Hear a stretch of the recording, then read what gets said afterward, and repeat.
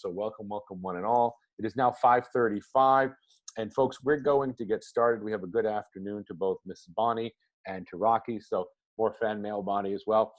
Folks, just so you know, the run of the show this evening, I'm going to begin talking about portraiture here in the Renaissance, and then Bonnie's going to take over in the second part to talk about what happens to portraiture, obviously, later on. And then we'll take questions collectively at the very end, as we usually do with the Q&A. So without further ado, let us get into the portraiture of the Renaissance. And like most things Renaissance, portraiture in the Renaissance was, of course, indebted to ancient Greece and Rome. And one of the greatest contributions of ancient Roman society to the history of art was, in fact, the mass production of realistic portrait busts. As one art historian put it, warts and all. That is, trying to capture as faithfully as possible the look of a particular historic figure from their society. Usually important, but not necessarily so. In fact, what you're looking at here is what is considered to be perhaps the most authentic representation of the great Gaius Julius Caesar, located in the Antiquities Museum in Turin, Italy. But another form of portraiture came about in ancient Rome, and that is in the form of equestrian monuments. Consider that the Romans were essentially responsible for inventing the equestrian monument, celebrating important conquerors, whether they be generals or emperors. And the only one of the dozen or so ancient equestrian monuments to survive down to our own time is the one that you're looking at here, the equestrian monument of Marcus Aurelius, located in the Capitoline Museums. And the reason it survived is supposedly because of a case of mistaken identity.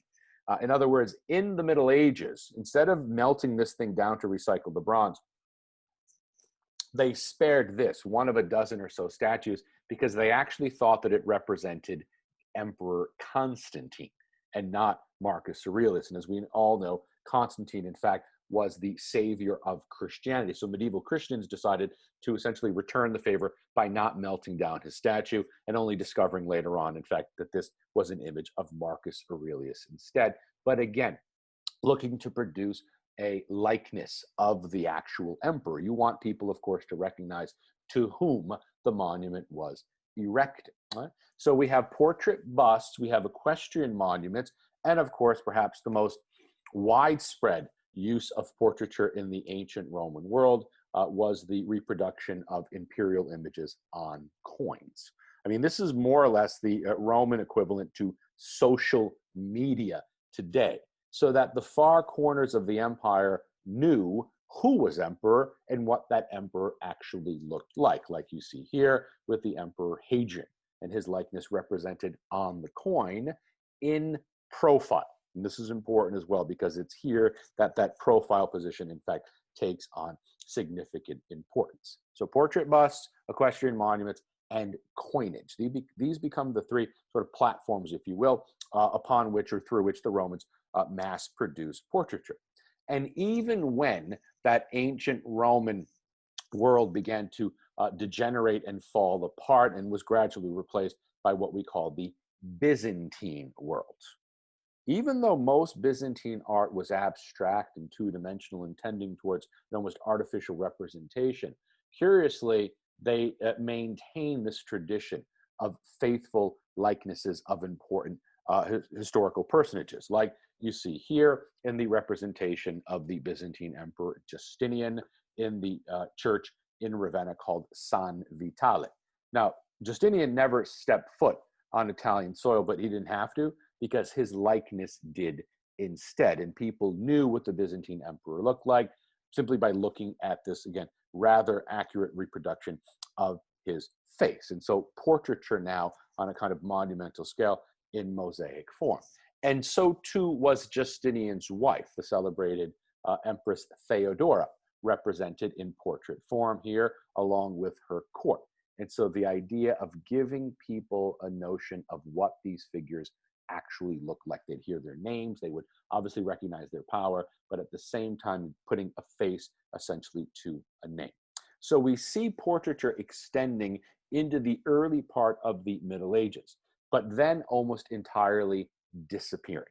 And the reason is because in medieval Christian society, it would be considered proud and arrogant of someone to actually have their image reproduced, right? Not to mention vanitous at the same time.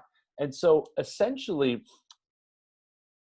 medieval Christians were looking for some kind of loophole through which they could pass to actually then restore this tradition of patronage, and they, or of portraiture, excuse me, and they found it through patronage. In other words, patronage became a pretense for figures to actually have their images reproduced, and we see it here in the Scrovegni Chapel in Padua, where on the inner facade wall, we have Giotto's celebrated Last Judgment, and directly above the door, we have one of the more celebrated images of the Middle Ages, and that is Enrico Scrovegni, patron of the Scrovegni Chapel, actually giving that chapel over to the three virtues that you see here.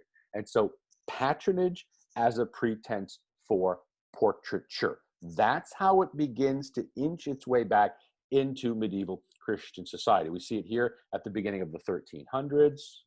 Then we see it again here, painted onto the wall of the refectory of the Franciscan convent in Florence called Santa Croce, where a student of Giotto named Taddeo Gaddi actually paints this image of the Lignum Vitae with a Last Supper down below. But if we look carefully at the image here of Christ up on the cross, by his feet, or below his feet, you have St. Francis embracing the vertical arm of the cross, and then tucked in just behind him, here's a blow up of the image here. Let me get my little red dot for all of you so that it's easier. Again, if you're new to Zoom, everyone, this little red dot that's about to appear is indicative of where my cursor is. This little figure is actually the nun who was the patron of the entire work of art. Oftentimes, women who entered into nunneries or convents brought significant dowries, and oftentimes they had control over that liquidity. And this particular nun decided to use it to decorate the walls of the convent's refectory, the male convent's refectory as well. But you'll notice that she's shown on a smaller scale than everyone else because everyone else is holy. We have Francis, we have Bonaventure, we have Dominic, et cetera, et cetera. And so the idea that, yes, we have the patron represented, or a portrait of the patron represented, but on a smaller scale. And this is important because, again, we're inching our way back towards portraiture. And we see it again, the sort of next step in the evolution, if you will, of using patronage as a pretense for portraiture is in one of the more celebrated paintings of the history of art, and that is Masaccio's Holy Trinity, which, if you don't know, was the first painting ever to employ a scientific tool called linear or single point perspective. But as pertains to this evening's discussion, it also includes a pretty accurate depiction of the patrons of the fresco, who appear here left and right, kneeling and essentially looking like they belong to the scene. Now, the irony in this particular painting is that the patrons are portrayed in the fresco, but we do not know their identities. In fact, usually the name that's associated with this couple is Lenzi, L-E-N-Z-I, which is a prominent Florentine family, but we don't know with certainty who they are. And so the idea of actually having them there, but not necessarily recognizing their identities instead. And you'll notice, of course, that they are now painted to the same scale as everyone else. And this is that next step, because what Masaccio has done is to essentially use perspective to clearly demarcate the holy world, which begins with Mary and St. John and Jesus and what have you, and to separate it from the secular world, which is actually where the patrons are kneeling. So the idea is that the further in you go to this perspectival painting, the more sacred or holy the space becomes. And so we can keep the patrons to the same scale as the holy figures because those patrons are outside of that holy space. But one of the earliest painted portraits of the Renaissance is also one of the most celebrated paintings of the Renaissance, and that is the double portrait of the Duke and Duchess of Urbino, which is located in the Uffizi Gallery. The artist who painted it was named Piero della Francesca, who is a giant of the early Renaissance period, but does not receive anywhere near as much credit as he should, simply because we don't have that much of his artwork in Florence. You're looking at the only work by Piero della Francesca in the entire city of Florence. Most of his artwork is in southern Tuscany, in places like Arezzo, or in Le Marche, in Urbino as well. And when, it's not the first, it's one of the first. And when portraiture actually does come back, it comes back with the subjects in a profile position. Now, why do they choose profile? Because they saw this as a position of power. And of course, their source of inspiration was imperial coinage. Consider that most of the busts that they saw, they of course did not recognize. It's modern archaeology that associates the name Julius Caesar to that bust I showed you earlier. I also talked about that equestrian monument of Marcus Aurelius, which again, they got wrong. So the idea is the coin is a clear example of the person and the person's identity. So if Marcus Aurelius here is showing himself in profile, if I am the Duke of Urbino, I am going to do the same thing. So profile position seen as a position of power. And notice that he's painted down to the bottom of the chest. So what we call bust length, taking inspiration from those busts, which oftentimes actually included a part of the chest as well. And Piero della Francesca, who was as much a scientist as he was a painter, the author of 2 mathematical treatises during his lifetime. And you can see this extraordinary attention to detail in the wisps of hair here against the sky, over the ears. Look at the wrinkles around the Duke's mouth, around his eye. You can count up the moles on the Duke's face. And you also notice the most celebrated facial mutilation in the history of art, which is the missing bridge of the Duke's nose, which was the result of a jousting accident that he had that also involved the removal of most of the right-hand side of his face. Consider that marriage portraits usually had the man seen from his right-hand side, right? But in this case, that was impossible because the Duke of Urbino did not have a right-hand side. And so technically he's been kind of flip-flopped in the actual scene. Right? Now, his wife, whose name was Battista Sforza. And if you're familiar with the Sforza name, then you know, of course, it derives from Milan. But she was actually a member of the Sforza of Pesaro family. And I want you to consider this, everyone. It became quite common for men to have their portraits done, but women essentially had to meet a certain set of criteria. So most independent portraits of women, when I say independent, I mean, secondly, on their own piece of medium or surface, are either because they're marriage portraits, like the one you're looking at right now, or because the woman was of a very high rank, social, political, or economic rank, because of some extraordinary circumstance, meaning premature death, and usually the cause of premature death was complications at childbirth, or because the woman was the mistress of a very powerful man. Those were the criteria by which female portraits were done. Well, you notice in this case, we actually have her husband right next to her. This portrait was once a diptych. The two were attached on a hinge. You could actually close and open the thing like a book, okay? But technically, Battista Sforza meets 2 of the criteria because she died shortly after giving birth to their 5th child. The first 4 were female. The 5th was the male heir named Guidobaldo, and she died a couple of months later. Right? She was 26 and a half years old at the time. And consider that that was about normal because about 50% of women died by the time they reached 30 years of age, normally from complications at childbirth. But what this portrait also does is to reveal what feminine fashion was. So if you want to know what the cover of a Vogue magazine looked like in the late 15th century, here you go. She's not the cover model because she's not that beautiful, but she does embody everything that feminine fashion was at the time. Starting with the hair color. Okay, blonde hair is not a common attribute amongst Mediterranean women, and it wasn't anymore back then. It was quite normal for aristocratic women to bleach their hair blonde, and the most commonly used bleaching agents were usually lye.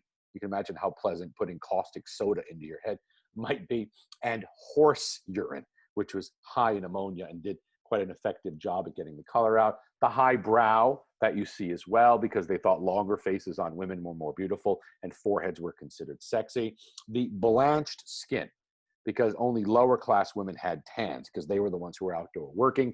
Aristocratic women would actually enhance their blanchness using cosmetics, which were made mainly from things like arsenic and lead. So curiously, it wasn't the toxins that was killing them. They didn't live long enough, technically, I think, for the toxins to do it. It was childbirth instead. And you'll notice this conspicuous lack of eyebrows and eyelashes on the Duchess as well, probably because the portrait was done from her death mask, where these particular features, of course, would not have translated into plaster. The jewels. In most marriage portraits, the woman is decked out in her best jewels. And you can see that giant ruby, the pearls, the pearl choker, the jewels in her barrette, whatever that is on the side of her head, the pearls up top as well, because the pearls reflect her husband's wealth. And so the idea of using the woman essentially to reflect the importance and the wealth of the man, which was quite typical at that time. Right? Now, shortly after this portrait was done, around the year 1474, the sculptor Andrea del Verrocchio, best known for being the teacher of Leonardo da Vinci, but an extraordinary artist in his own right, carved this milestone sculpture called The Lady with the Primrose. Now, we do not know the identity of the lady, but it revolutionized portraiture both in sculpture and painting because it was the first to include arms. And what the arms do is to really bring the medium to life. This is stone. Stone is heavy, stone is dead, but technically there's movement in this because these hands are rather delicately bringing up this primrose, this little bunch of flowers, which the woman has quite nicely or quaintly tucked into the folds of this blouse that she's wearing. You see that? To protect them, right? And so all of a sudden, it's not just this static representation of a figure or the likeness of a figure, but instead a person actually performing an act. And that gesture, sort of lifting it up, really brings the sculpture to life. And it adds a whole new dimension to portraiture. So it's not just the likeness any longer. It's the idea of a kind of identity that's introduced by the artist as well. As one very celebrated art historian put it, it's essentially looking for what the subject of the portrait has in common with the rest of humanity. We want to know not just what they look like, but we want to know who they are.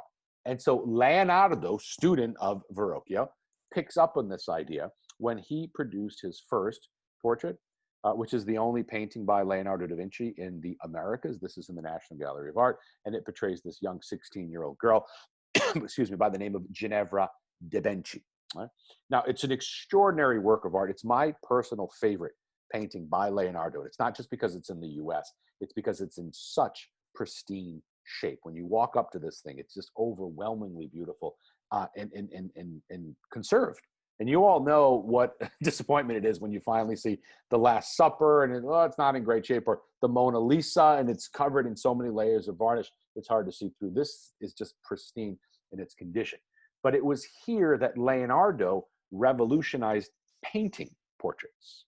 Because once upon a time, this is the backside of the portrait that I just showed you.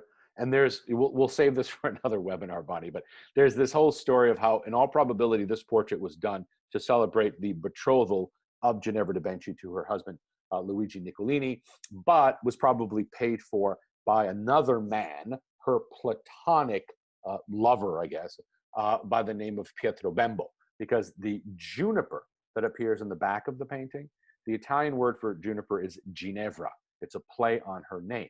But when you look at the back of the painting, there is a sprig of juniper in the middle, surrounded by laurel on the left, palm on the right, which are actually the devices of this Bembo man. And so the idea of sort of embracing her, and this little scroll that reads, Virtutum forma decorat, or beauty adorns virtue. Virtue first, beauty is the dressing to it.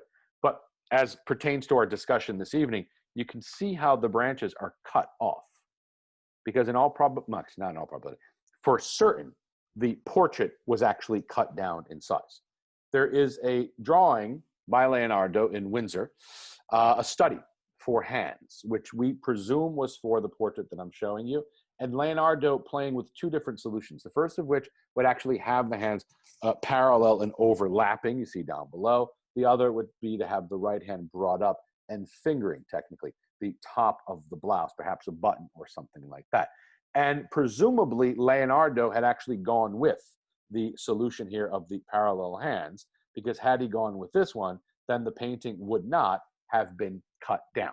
Right? And in fact, when they take it out of the frame, you can see distinct saw marks along the base. So in many ways, the Ginevra da Benci, which predates the Mona Lisa by 30 years, would have been almost as revolutionary had it maintained its original form.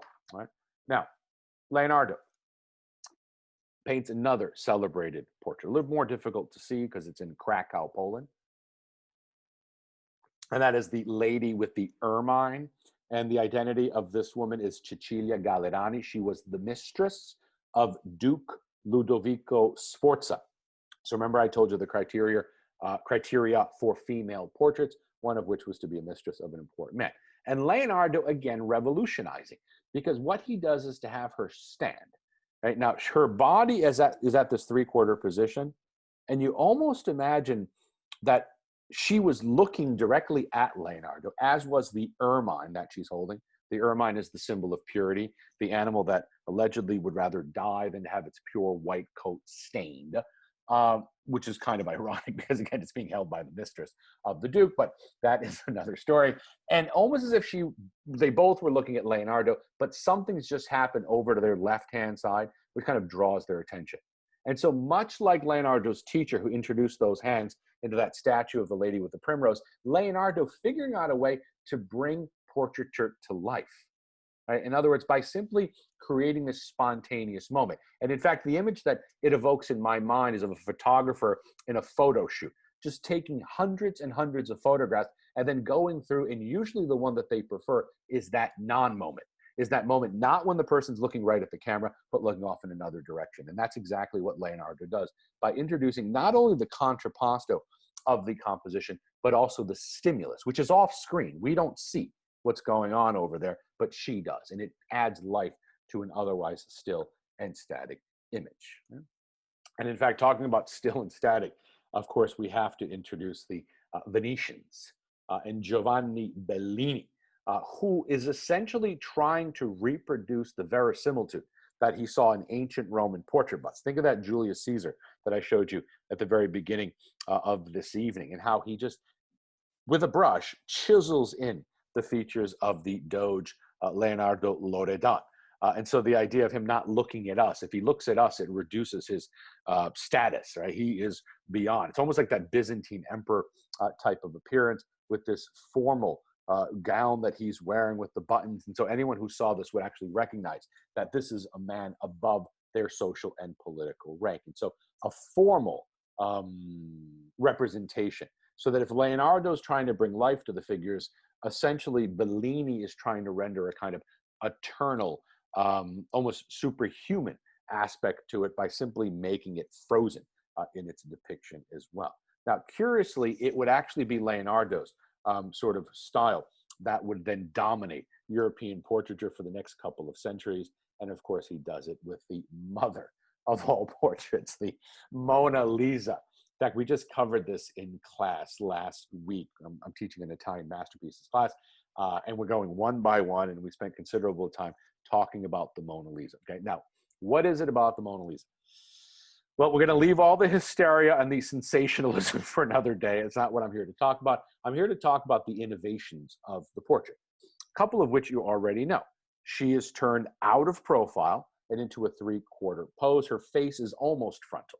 Now, consider that the Flemish were already doing this by the time Leonardo did. And Leonardo was already doing it. I showed you a minute ago with the Ginevra da Benci.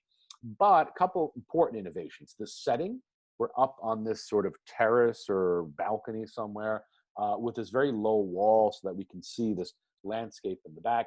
The fact that she's sitting down is revolutionary as well, and that we can see that she's sitting on a chair.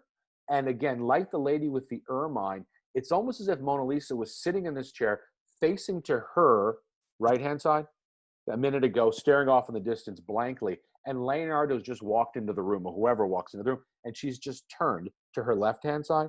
And we all know this gesture, right? Placing her arms on the armrest of the chair and then greeting us with her eyes. It's extraordinary because, again, it brings the portrait to life. It's not the dead or stately sort of portraiture that we saw with Bellini, or even in the ancient Roman portrait busts or coins, but instead almost photographic renditions of the figure itself. What else is revolutionary? Well, we've already discussed the hands, adding a whole new level of expressionism to these particular pieces. But of course, the most celebrated innovation of Leonardo's Mona Lisa, and we've talked about this in a separate lecture, is that smile. Right? What is that smile? You know, so much has been written about this. Giorgio Vasari, always within arm's length, everyone. Giorgio Vasari claims that Leonardo, because it's so unusual to have someone, and it's incredibly unusual in Renaissance art to have someone smiling. Vasari explained it by essentially claiming that Leonardo would have jesters and musicians and stand-up comedians essentially in his studio, so that while Mona Lisa's whittling away the hours posing for him, you know, there'd be someone juggling and someone knocking off one-liners to keep her amused. And so Vasari said it actually wards off that melancholy which painting naturally imbues into portraits. Because once you're done painting, it's dead, it stops, it's not growing or evolving any longer as well. And so that smile is the next step that Leonardo introduced into essentially bringing his portraits to life. And of course, it catches on, right? It catches on because the Mona Lisa would become, yes, it's famous, etc., but in its own day, it was by no means as famous as it is today. But we do see its immediate impact on the work of other artists, contemporaries of Leonardo, in particular, the double portrait here of Angelo Doni on the left-hand side and his lovely bride, Maddalena Strozzi Doni, okay? So remember, this is a marriage portrait, which justifies her being painted, but also women of high social rank. And if you know Florence, then you know the name Strozzi, which is perhaps second only to Medici in that particular city. And you can clearly see that the composition of these portraits is indebted to Leonardo, both the Mona Lisa, which was painted just a couple of years before, but also to the Ginevra da Benci, because Raphael was in Florence painting these because he was looking at and studying Leonardo da Vinci's painting. Right? And in fact, Angelo Doni, you might recognize that name, was in fact the patron of Michelangelo's celebrated Doni Tondo painting. And in fact, the only other patron who could brag of having Michelangelo and Raphael working for him simultaneously was Pope Julius II. And if you've not been to the Uffizi recently, this is how the paintings are displayed today. And it's extraordinary because you actually have the painting by Michelangelo next to its donors or patrons here to the left-hand side.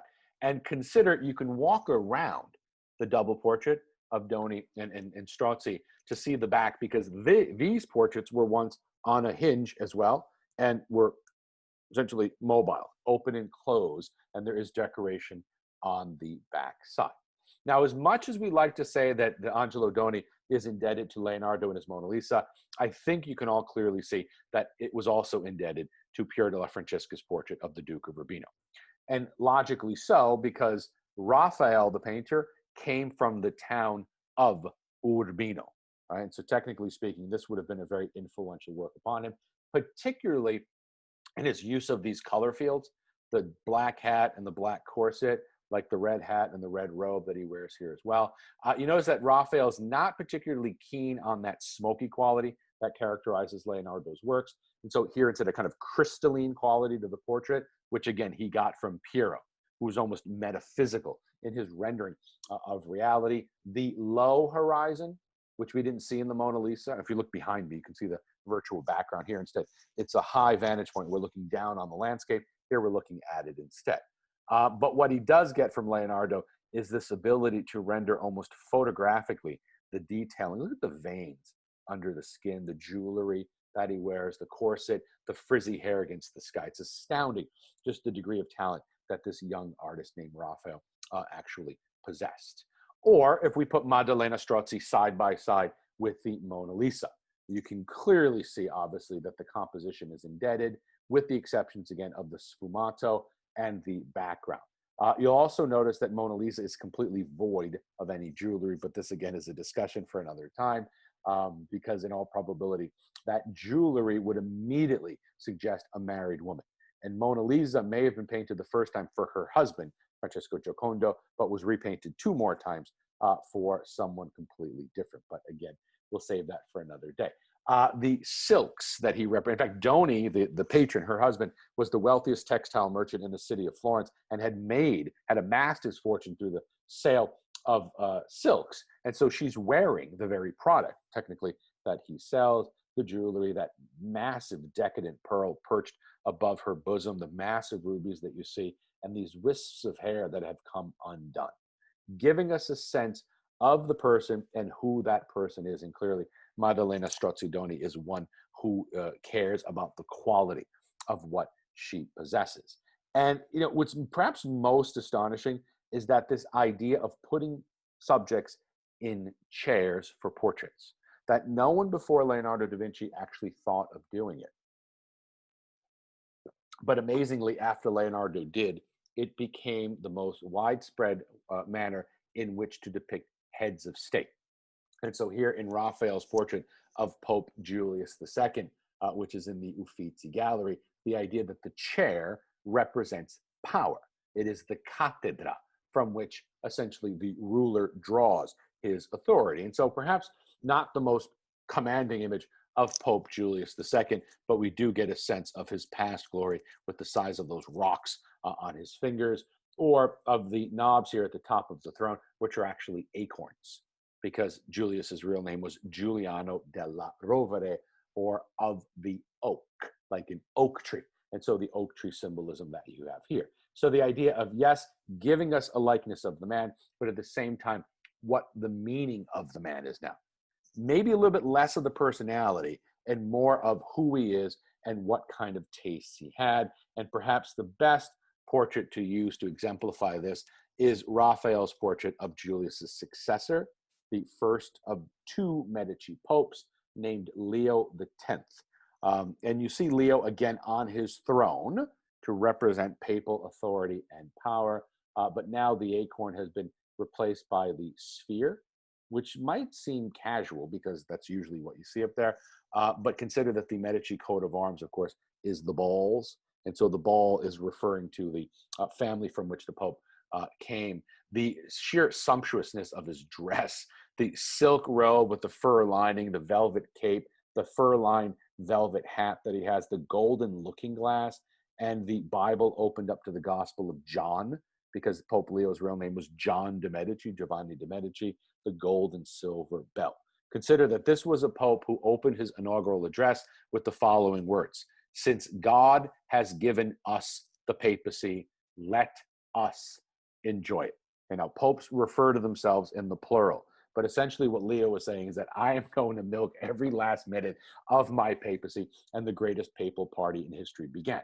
And again, considering the overall sumptuousness of this image, it's not surprising that it was under Pope Leo's rule that an Augustinian friar named Martin Luther nailed those 95 theses onto the door of All Saints Church in Wittenberg, Germany. And here we actually have the dynasty, because that man to your left of the Pope is his younger cousin, Giulio de' Medici, who went on to become Pope Clement VII later on. So now using portraiture in a completely different way, it wasn't just immortalizing their faces, but essentially looking forward into the future to essentially capture the essence of these figures from a political, from a social, and from a historical perspective as well. And so portraiture now becomes the avenue by which figures can propagandize themselves. And going back all the way to ancient Rome and to the use of those coins for essentially the same purpose. All right. With that, I'm going to close my part of the lecture. Well, thank you, Rocky. I mean, that was, as always, quite illuminating, and I think these talks work very well together. Rocky has just shown you how portraiture developed in the Renaissance. And it's important to understand that the genre of painting was constructed over time, and it just didn't happen. And that it persists through today, including the way we pose for selfies. Now, what I'm going to do is show you contemporary artists who recognize portraiture as a convention of representation and how they have deconstructed the meaning of this convention and how it actually contributes to stereotypes about gender, race, and culture. Several artists in our current collection exhibition, Transitions and Transformation, address the subject of portraiture. And today I'm going to attempt something new from your surveys. You've all indicated that you would like to see a guided tour of our virtual exhibitions. So we're going to try it with the Transitions and Transformations, which happens to have a number of portraitures in it. So Rocky's going to help me with the technical side, so I think we can start our tour. So I wanted to emphasize that all the works I'm showing are in the NSU art collection, and they're either in the collection or they're promised gifts. So it seems appropriate to start with Jose Clemente Orozco, who is one of the Mexican muralists of the early 20th century. And it also happens that he continued the fresco tradition that we've been looking at in the Renaissance. This easel painting is from 1931, and it's more caricature than portraiture, but it's based on that Renaissance tradition that we've just been looking at of the double portrait. And of course, who traditionally are the subjects of portraits? Important people. And the title of this painting is Successful People, which makes that point clear. So I was also struck by the number of double portraits in this exhibition, including this late 1940s, early 1950s painting by Elaine de Kooning of New York fashion designer Selena Stavola. In this case, it's the same woman repeated twice. When Elaine de Kooning attended art school in New York in the 1930s, Orozco and the other Mexican muralists, including Diego Rivera, Siqueiros, and Tamayo, were the art stars, and her portraiture and socially conscious paintings are the heir to that tradition. Now, Elaine, along with her husband, Willem de Kooning, belonged to the first generation of abstract expressionists.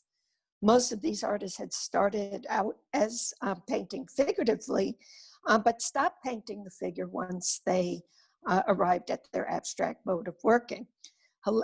Elaine, however, continued to paint both portraiture and abstraction simultaneous, and we saw her other work from 1959 that we had paired with. And we are fortunate to have both of these examples in our collection. In the double portrait that we're seeing here, Elaine gives the sitter a kind of mask-like face and leaves it to the body's pose for expression. And in fact, she even turns the dress on the right into a kind of lively, abstract, expressionist painting. So here we have Philip Guston's Afloat from 1975. Like Elaine de Kooning, Philip Guston was also an abstract expressionist. And although he was very successful as an abstract painter, he switched to painting these cartoonish-like figures in late 1960s because he felt compelled to address the political and social upheaval of the time. But by the late 1960s, believe it or not, it was completely out of fashion to paint figuratively. It was quite marginalized in New York established art world. And he was basically rejected for painting figuratively. So he left New York for Rome, where he was a fellow at the American Academy in Rome. And there he had the opportunity to study the Renaissance paintings firsthand, which had an influence on him, and particularly in the palette with that sort of salmon pink color. This painting, titled The Float, is from 1975, and it's actually a double portrait, which you can see the two heads at the top are actually of the artist at two stages of his life, with his head just slightly lifted above the water, suggesting the way that he's been able to survive over the years, just barely. These late Gustins, by the way, have become among his most important and sought after works. And as an instructor at Yale University, he's had a major influence on the direction of contemporary painting. We could continue. And next to him is Andy Warhol's Mao portraits from 1972. Now, Warhol understood the conventions of portraiture, and especially how they were widely understood to be of important and famous people, which we just heard Rocky talk about. But he also understood how portraiture could be manipulated towards producing a cult of personality, which would invite a kind of worshipful behavior. This cult of personality included Hollywood, and we know how Hollywood created movie stars by controlling the image of the actors. Warhol's portraits were based on photos of such stars as Marilyn Monroe and Elizabeth Taylor. Their faces were modern icons. The cult of personality also applied to politicians and leaders, such as in his series of Chairman Mao portraits. The Mao portraits actually date from 1972, which is the year that Richard Nixon had his historic trip to China, which was an important step to resuming relations with the communist country. This particular image he used was the official photograph that was also used in the preface of Mao's little red book, which everyone owned in China. And Warhol was also impressed that Mao's portrait was essentially the only artwork of art in most households. And that the portraiture really went a great way to creating this cult of personality. In fact, in 1972, Time declared Mao the most famous man in the world, which particularly intrigued Warhol. Warhol died in 1987 before social media. He already imagined how photography could be used to give everyone at least 15 minutes of fame. And of course, that has happened now with selfies and influencers. When I search for meaning in an artist's work, I ask questions of the work. There's so many things that an artist can do and choices they can make. And it's really from those choices that we find meaning. So for instance, Warhol could have made the image of Mao, use just one image of Mao and just do one rather than repeat it. But instead, he decided to use multiples of the same image, sort of suggesting the way that repetitive reproductions of the face contribute to the construction of a person's, of a leader's fame and power. Warhol could have made each one of the images identical, but as you can see, he instead applied different palette to each one. So you would have to ask, why would he do that? And if we think about it, because if he had just, if it was just the same image repeated over and over again, would we have given it more than a single glance? By making each one different, it actually draws you in, and you spend more time looking each to see the difference and thinking, and therefore thinking more deeply about the subject. We also see that he could have made these with primary colors or more naturalistic colors, but instead he's using day glow prints in these works. Fluorescent pigments were actually developed for commercial use to make objects more visible. So by using the fluorescent pigments, Warhol is signaling to us that it's important that we spend time looking at these images in order to decipher what they mean. Now, it was really going to be the next generation of American artists who followed Warhol, who grew up with television and were exposed to commercials aimed at these young consumers, that were going to really analyze what images meant. Television also exposed them to vintage Hollywood movies. Most of these artists attended art schools where the curriculum was based in art theory that analyzed images as signs that shaped our perception of reality.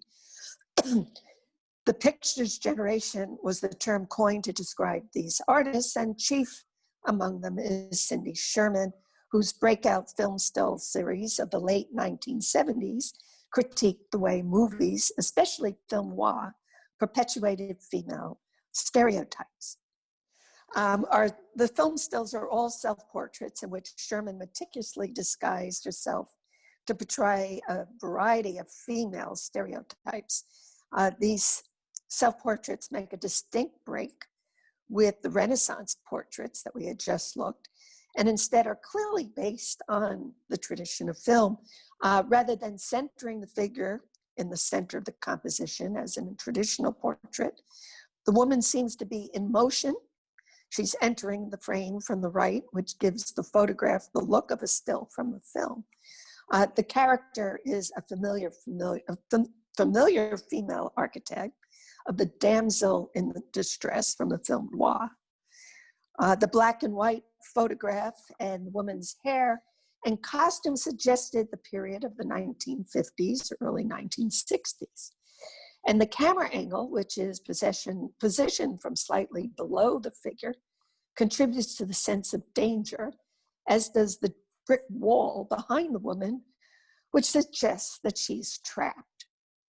And her face certainly looks rather tense, although she is facing forward, her eyes are glancing to the side, and she's using her peripheral vision to scan for danger or predators who might be behind or to the side of her. We know the type as we've seen it in countless films.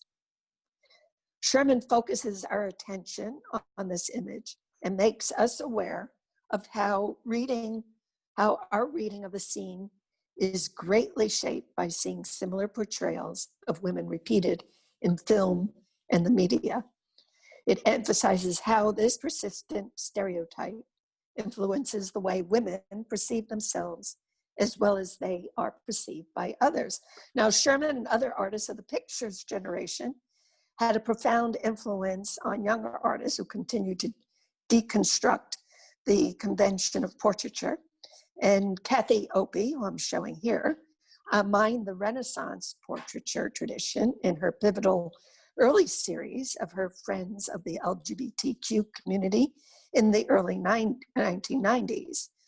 Her photograph of famed trans-genre artist Justin Bond that we're seeing here clearly uses the Renaissance composition of the flat background and the cut-off bust portraiture that we saw in the Bellini portrait of the Doge. And it's meant to use that tradition in order to present the majesty of Justin Bond, while the subject confronts the viewer's assumptions about the representation of genre, representation of gender. There's also a full-length portrait of Justin Bond that has a different feel to it. Another young artist that has continued in the footsteps of Cindy Sherman is South African photographer, visual activist, and LGBTQ advocate Zanele Muholi, who uses the pronoun they. And they similarly uses the conventions of portraiture in order to critique these conventions and raise issues regarding gender, sexual politics, and Eurocentrism. These photographs are from an ongoing series titled, in English translation, as Hail the Dark Lioness. And they are self-portraits taken during Muholi's travels. And the costumes and props are improvised. Stylistically, these photographs look like high-style fashion photography, which conventionally objectifies the subject and exoticizes the other.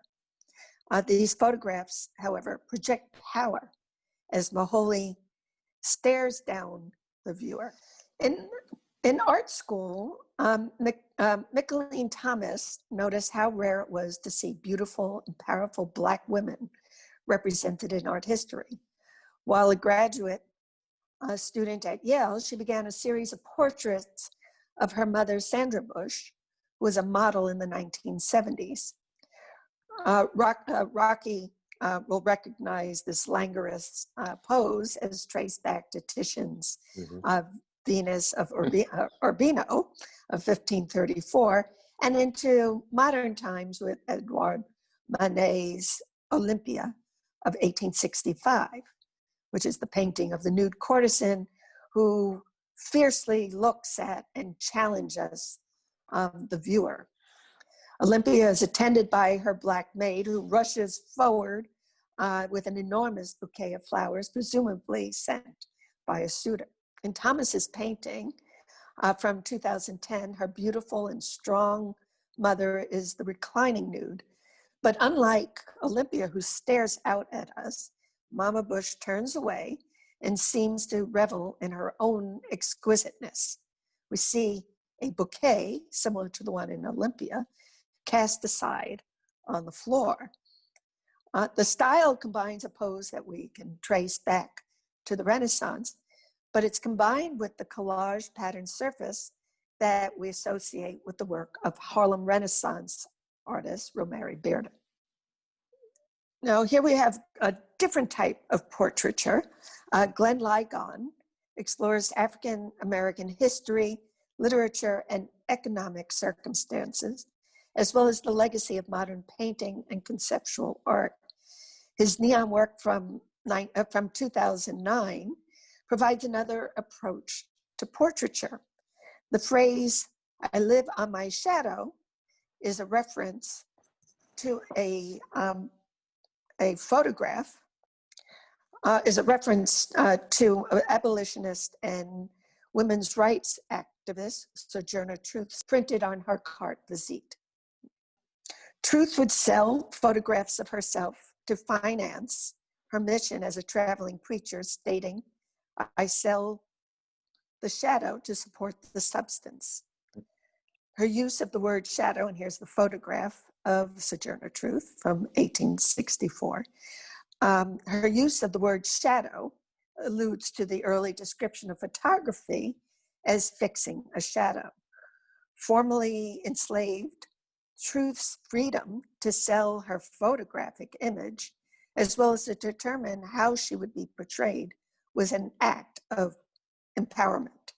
Now I'm going to give us we're going to go into another exhibition at the museum, and it's also from our collection. It's the I Paint My Reality, Surrealism in Latin America. This is the last work I'm going to show. It's by a Miami artist who I know is watching tonight, Emilio Martinez. Emilio has described this imaginative hybrid animal-human creature as a portrait. The title of his 2019 work is Being Happy is My Choice. And he considers it a representation of the state of happiness that accompanies self-confidence and acceptance for who we are. So the next time someone asks you to smile for the camera, think about the history of portraiture and what you are projecting in your pose and manner. Thank you.